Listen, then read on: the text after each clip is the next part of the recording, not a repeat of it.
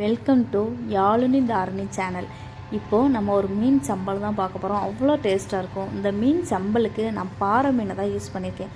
First இந்த பாறை மீனில் கொஞ்சம் உப்பு, மஞ்சள் தூள், மிளகாய்த்தூள், மல்லித்தூள், மிளகுத்தூள், அரை டீஸ்பூன் இஞ்சி பூண்டு பேஸ்ட்டு, கொஞ்சோண்டு லெமன் சாஸ் சேர்த்து ஒரு 15 நிமிஷம் அப்படியே நான் விரவி ஊற வச்சுருக்கேன்.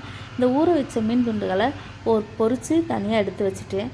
அதே எண்ணெயில் கொஞ்சம் வெந்தயம் விட்டு தாளிச்சிட்டு ஒரு பெரிய வெங்காயம், தக்காளி, இஞ்சி பூண்டு பேஸ்ட்டு, மிளகுத்தூள், மஞ்சள் தூள், மல்லித்தூள், ஜீரகத்தூள், சோம்புத்தூள், உப்பு எல்லாம் போட்டு நல்லா ஒரு கிளறி நல்லா வதக்கி விடணும். அந்த வதக்கி விட்ட கலவையில் இந்த பொரிச்சு வச்சுருக்க மீன் துண்டுகளை சேர்த்து ஒரு 3 நிமிஷம் லோ ஃப்ளேமில் அப்படியே வேக விட்டுறணும். வேக விட்டு பார்த்தோன்னா மீன் நல்லா சாஃப்டாகி ரெடி ஆயிரும். கொஞ்சம் மல்லித்தலைகளை தூவி இறக்க வேண்டியது தான்.